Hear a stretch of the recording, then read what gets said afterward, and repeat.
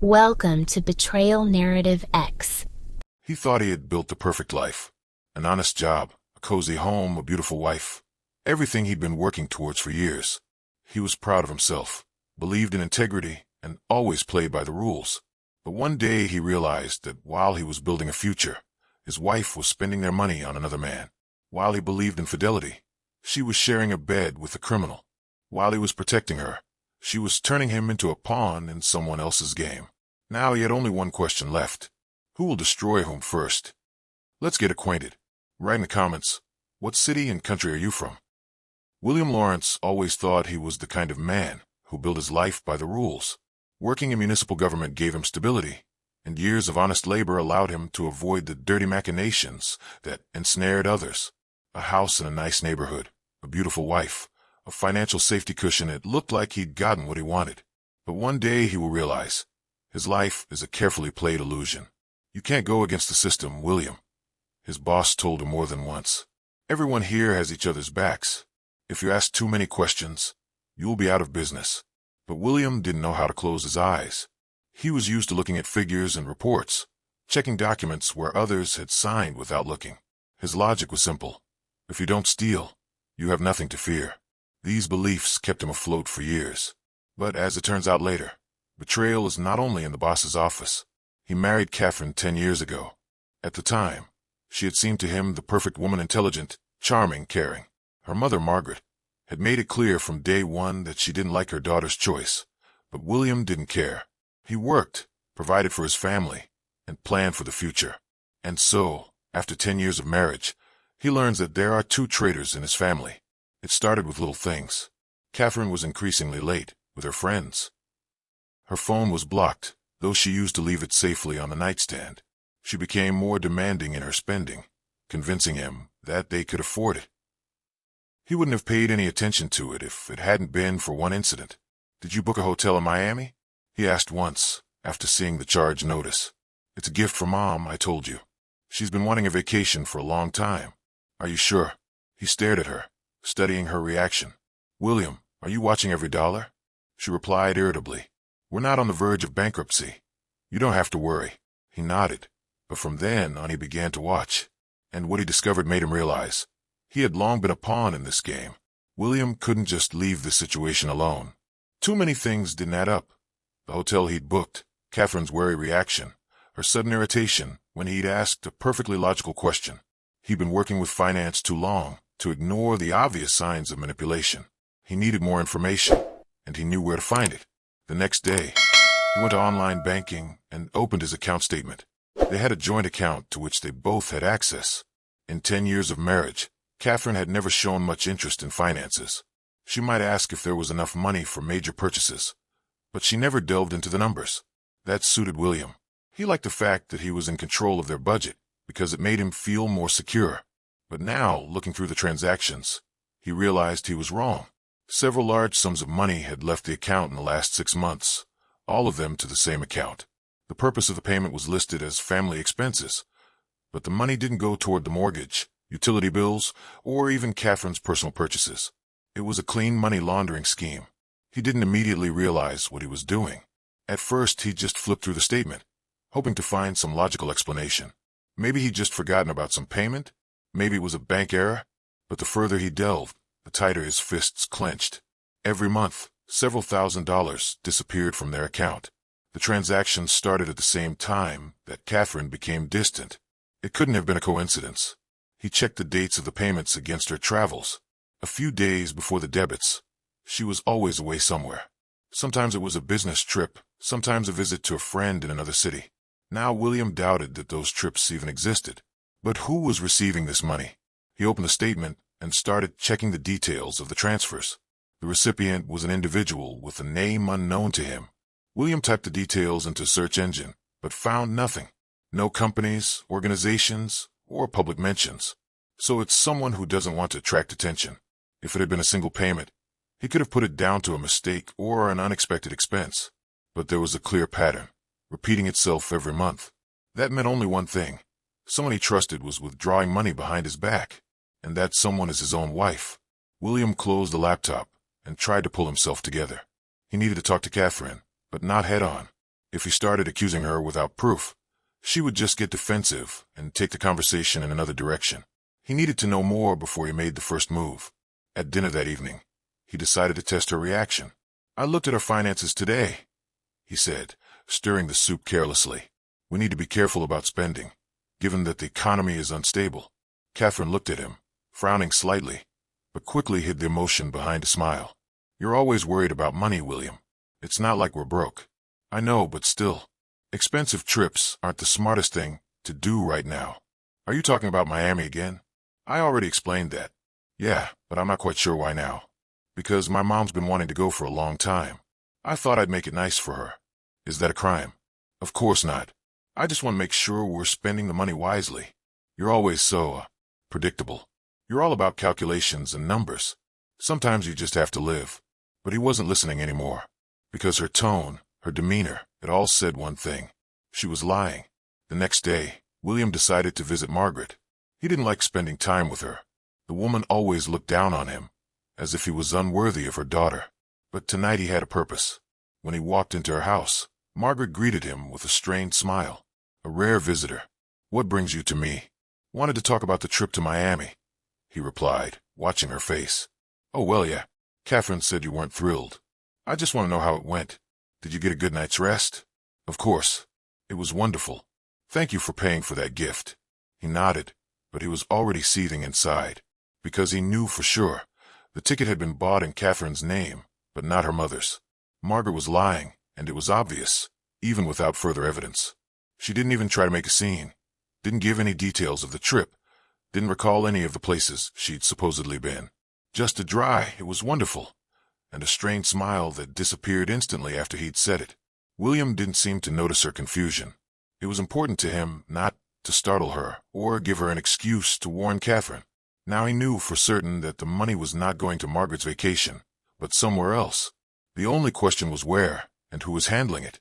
All the way home, he ran through the possibilities in his head. If the money had been transferred to the same account, then he had a recipient. Normal online banking transactions could trace the account holder, but that required access to information he didn't have. However, he could do something else, set his own financial trap. He opened his laptop and logged into online banking. First, he transferred $1,000 into their joint account, pretending it was his extra income. Then he created a fictitious payment, labeling it as an unexpected expense. He wanted to see how fast the money would disappear and where it would go. All he had to do was wait. The next day, the first thing he did was check his bank statement. The money was still there. That meant that no one had withdrawn it yet. It meant that whoever had withdrawn the funds had not done it all at once, but at regular intervals. He decided to wait. 3 days passed before he saw the expected transaction. $1,000 disappeared from their account, going to the same unknown account. But now he was ready. Before transferring the money, he used the bank's transaction tracking option. He could not see the identity of the owner, but he was able to find out which bank the account was opened with. It was a small private bank known to be frequently used for offshore operations and dubious financial schemes. Someone was withdrawing money into an account hidden from tax audits. Now he needed someone who could help him get more information. At work, William remembered his old acquaintance, Mark Davis. Mark worked in the finance department of one of the big banks in the city and knew all about money flows, tax loopholes, and cash-out schemes. They had once gone to college together, but after graduation, they had gone their separate ways. He dialed his number. "Mark, I need your help. It's about some strange translations. You work for the city government, not the FBI. What are the transfers? Let's meet. I'll explain everything. It's personal." They agreed to see each other at the bar tonight. When William arrived, Mark was already waiting for him at the table, twirling a glass of whiskey in his hands. "You look like you've learned something. I don't know anything concrete yet, but someone is withdrawing money from my account, and I need to find out who." "Wife. You know, in cases like this, there's usually 2 options. One, it's a lover she's leaking her money to. The second is something she got herself into that she can't get out of. I found the account the money's going into, but it's in a closed bank. Name the bank." When William reported the name, Mark wrinkled his nose. "Yeah, this is serious. This bank is used in shady schemes for a reason. Dirty money is cashed in there. Transactions are conducted through front persons and real assets are hidden. I want to know who's getting my money. I know someone who can get that information, but it would be illegal. I don't care.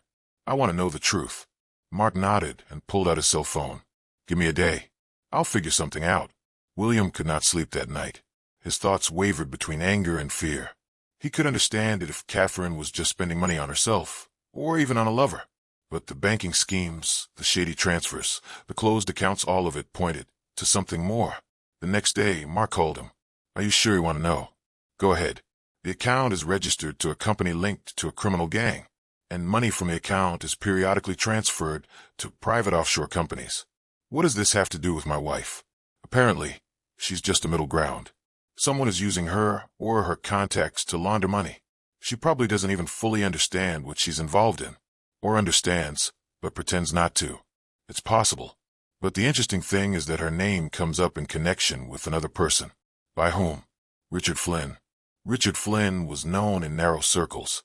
A member of a criminal group associated with financial fraud, corporate raids, and extortion.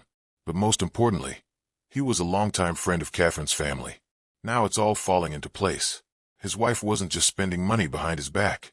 She was involved in a scheme where he himself could be a front man.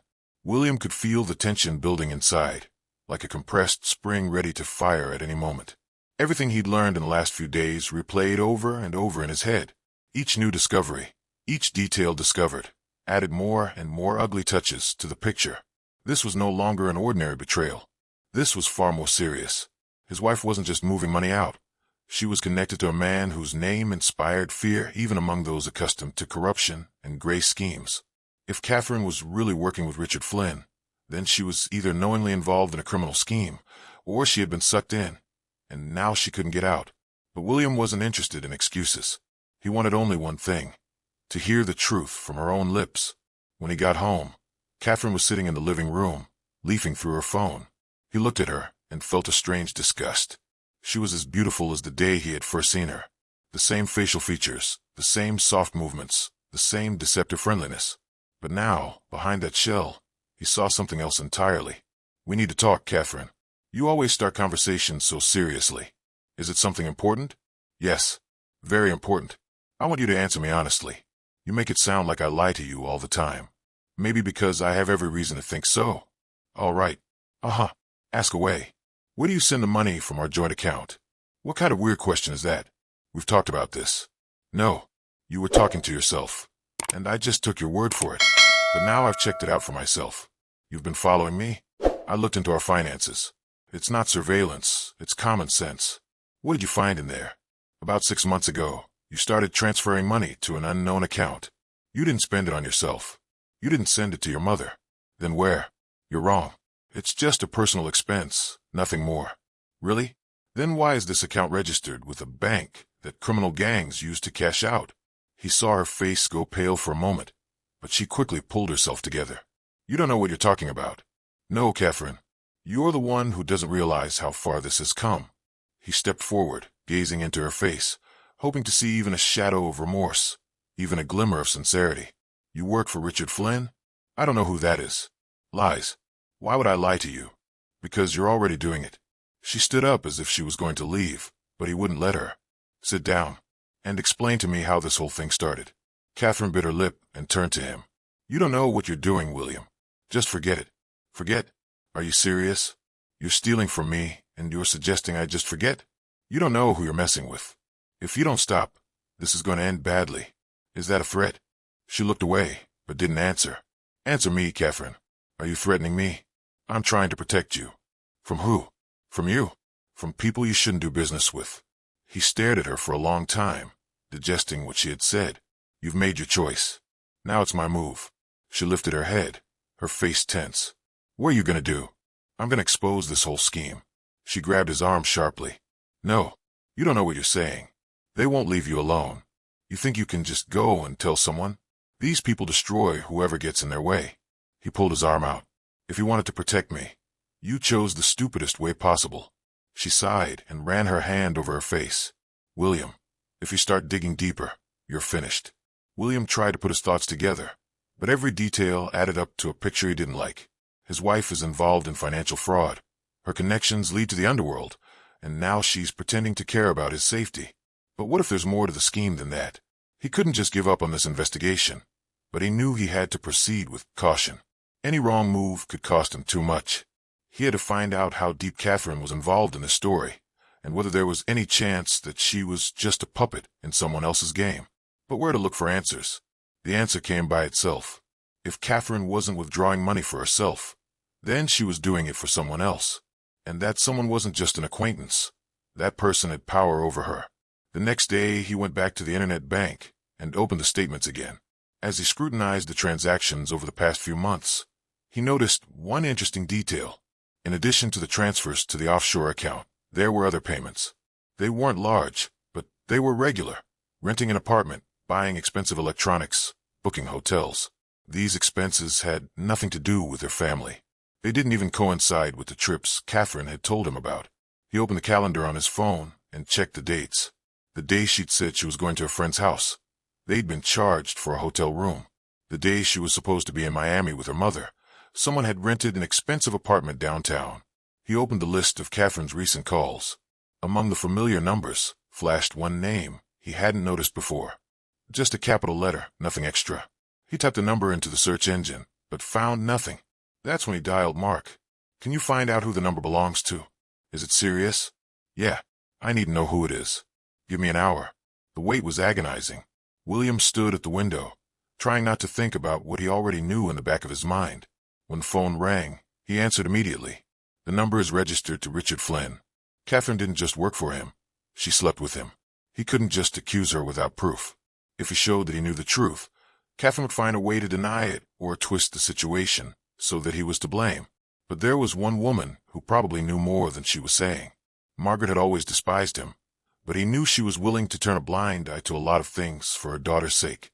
If Catherine really was cheating, her mother either knew or at least had an inkling. He arrived at her place in the evening without even giving her any warning of his visit. She opened the door and frowned unhappily. What, are you following me now? No, but I want answers, and you're going to give them. If you're here to talk about Catherine, don't waste my time.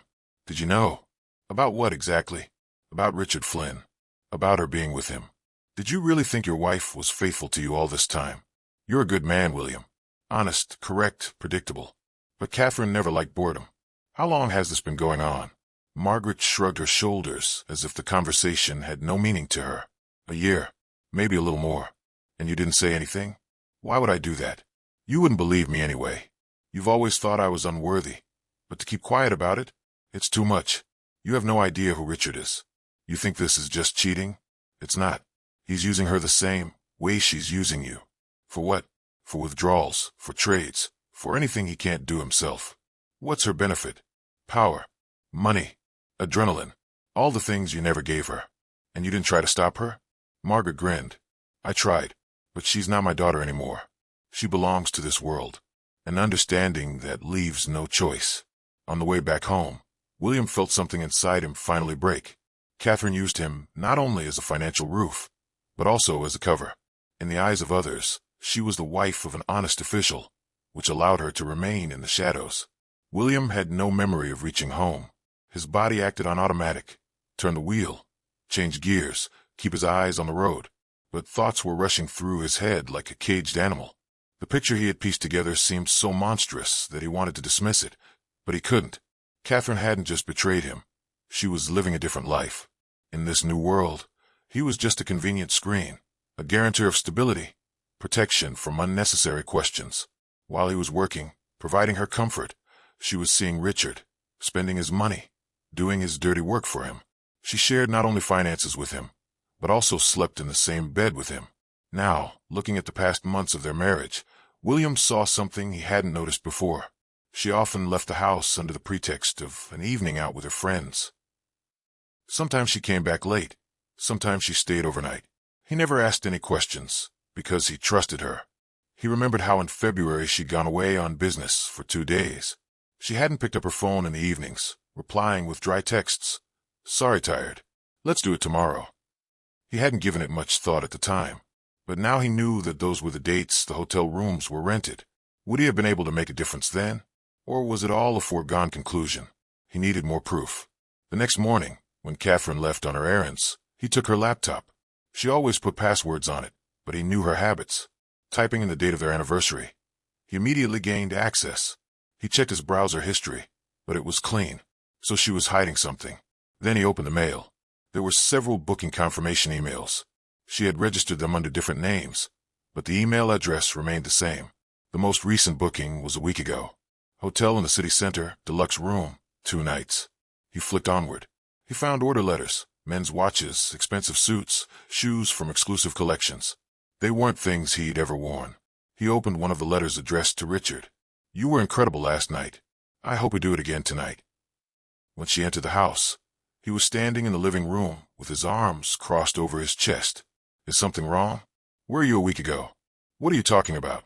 I'm asking where you've been. What hotel did you stay at?" "I was at Jessica's." "You know that." "No, Catherine. You were with Richard. You've been following me?" "No. But you left enough traces to make sense of it." She wanted to say something else, but he interrupted her. "How long does it last?" "I'm not going to answer that question. Are you unwilling or afraid to tell the truth? What would it change if I told you? You already know the answer." She just admitted everything without the slightest remorse. So it was all true. She ran her hand tiredly through her hair. "Yes, William. It was all true." "Why?" She shrugged. "Because I was bored. Because you're too right. Because I'm tired of living my life the way you want me to." "You mean live honestly? Living without emotion. No risk. No real passion. And you slept with a criminal for that?" "Richard is not just a criminal. He's a man who knows what he wants. Unlike you. I was a convenient screen for you. You're the one who let me use it. Have you ever thought about me? That you're betraying not just your husband, but the man who's always been there for you?" She sighed and finally said the thing that finally got him. "It's your own fault." William didn't remember how their conversation ended. Catherine had said everything she wanted to say, and he had just stood there looking at her as if he had seen her for the first time. She had not made excuses. She had not repented. She had not tried to beg for forgiveness. On the contrary, she spoke to him as if she were explaining something obvious, as if the betrayal were inevitable, predictable, logical. But the worst part wasn't in her words. Scarier was what he realized. She had never loved him. His wife, with whom he had lived for 10 years, whom he considered a close person, saw him only as a guarantee of stability. He was her financial foundation, a convenient screen, a man behind whose back she could do whatever she wanted. She took his care for granted, but she never saw him as a man to respect or desire. That realization hurt more than any words could say, and it was at that moment that something in him snapped. William was not a man prone to impulsive actions. All his life he had done what was right, not what he wanted to do. He was loyal, honest, predictable.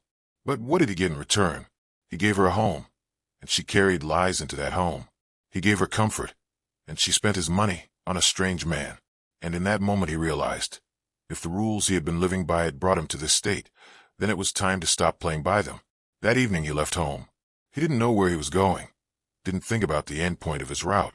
He just needed to get away from the place where every object, every photograph, every smell reminded him of a life that no longer existed. When he stopped, a bar appeared in front of him, and that's where his story changed. He ordered a strong whiskey, though he usually preferred lighter drinks. He didn't drink much, but tonight he wanted to drown out his thoughts, keep them from tearing him up inside. "Rough day?" His voice was soft, but with a slight huskiness in which he sensed experience. He turned and saw a woman sitting at a nearby table. Her long dark hair fell to her shoulders, and her gaze was attentive, but not intrusive. You could say that. She smiled, but without ease. It was the smile of someone who knew what hard days were like. "I'm a doctor. I can always listen. But no prescriptions or diagnoses." William wasn't going to talk to anyone, but he suddenly realized he wanted to. Not because he was looking for comfort, but because he needed to say it out loud. "My wife is cheating on me." The woman wasn't surprised. "Did you find out about it today?" "Confirmed. I guessed it a long time ago, but hoped I was wrong." She nodded as if she understood without further ado. "Does it hurt?" He grinned bitterly. "It's like you're slowly being torn apart from the inside out." She looked at him as if she could see right through him. "Do you feel betrayed?" "Yeah."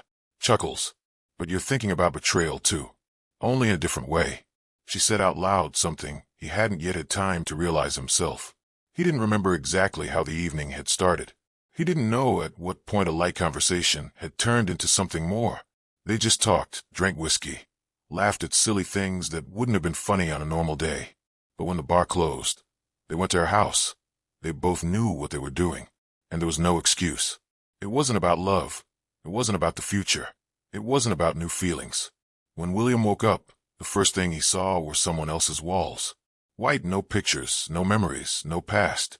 It was a hotel room that held none of his memories. He sat up slowly, trying to realize what had happened. The woman lay beside him, her breathing even, calm. He didn't remember every minute of that night, but he knew the main thing.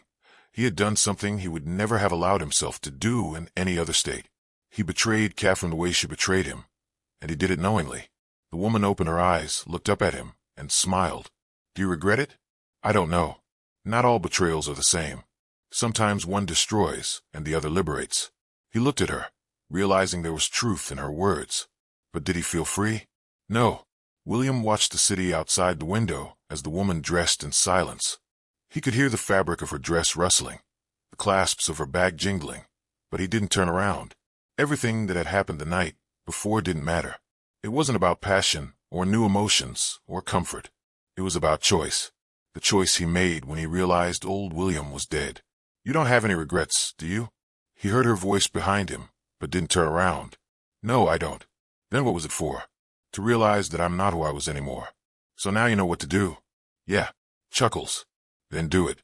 She walked away, leaving a light scent of perfume in the air that dissolved immediately. William ran his hand over his face, wiping away the remnants of the night, and picked up his phone. When he arrived home, Catherine was already waiting for him. She sat cross-legged on the sofa with the look of a woman who knows the outcome of a conversation in advance. You didn't even call. You didn't feel like apologizing? Do I need to apologize? Well, since you spent the night out, you had a fun time. Were you trying to hurt me? Are you in pain? No, it doesn't mean anything. That's fine. Then we're both free to go. What do you mean? I'm out of this game. You can't just walk away. Not only can I leave, but I can take with me everything you've tried to hide. He handed her the clipboard. She flipped through the files and turned pale. Bank statements, transfers to anonymous accounts, transactions she made through shell companies, contracts signed in her hand. Where did you get this? I figured out your schematics. You thought I was blind? What are you going to do about it? The question isn't what I'll do. The question is what Richard will do when he realizes you set him up. Catherine jumped up from the couch, her face contorted in panic. You're lying. I would never go against him. But that's exactly what you did. All the transfers you've made now lead back to you. Richard a careful man, but you left a trail. You think he won't notice when money doesn't flow the way he expects? She turned even paler. You don't understand anything. If he finds out, he'll destroy you. Maybe. Or maybe he'll think you're working with someone else. Like me. You can't do that. I can. We can leave. Together. Forget everything. Start over. He looked at her as if he'd heard at her nonsense. You want me to save you? After everything you've done? She nodded frantically. I made a mistake. But I love you. You love power, Catherine. Money. Opportunity. Risk. But not me. She grabbed him by the collar, her lips trembling. Please. You don't realize what you've done. If you do this, he'll kill me. He looked her in the eye and said what should have been said a long time ago. It's not my problem anymore. He pushed her hands away, turned and walked away. Catherine collapsed onto the couch, clutching the clipboard as if it were her last hope. But there was no more hope. William got in the car and dialed Mark's number. We're all set. Get the paperwork where it needs to go. Are you sure? It means she's gone. I'm sure of it. It had been 2 weeks, during which time William had never heard Catherine's name. Not from mutual acquaintances, not from co-workers, not from Mark. She disappeared as quickly as their lives had fallen apart. Once the documents fell into the right hands, Richard Flynn's scheme began to come apart at the seams. His partners quickly realized that someone had left too many traces behind, and Catherine was apparently the last one standing. What happened to her? He didn't know, and he didn't want to know. He sat in his house in the evening, staring at an unfinished glass of whiskey. This house used to be filled with voices, with movement, with the smell of her perfume. Freedom had always seemed like something bright to him, but now he realized that it doesn't come without loss. He'd lost the woman he once loved, lost the illusion of family, lost his faith in loyalty and honesty. He'd won, but somehow he didn't feel like a winner. He picked up his phone and opened his contacts. He wanted to text the woman he'd spent that night in the hotel with, not because he was looking for a relationship, not because he wanted to forget himself, just because he didn't want to be alone. Questions for you. Do you think William did the right thing by destroying Catherine? Is treason worth forgiving if a person admits his or her mistakes? Is it possible to build a new relationship after such a betrayal? I am waiting for your opinions in the comments. Thank you for watching, and I will see you in the next video. If you like the story, please give this video a thumbs up and leave a comment below. Your support helps the algorithm show my content more often. If you are new to the channel, do not forget to hit that subscribe button. It really helps me keep making more stories for you.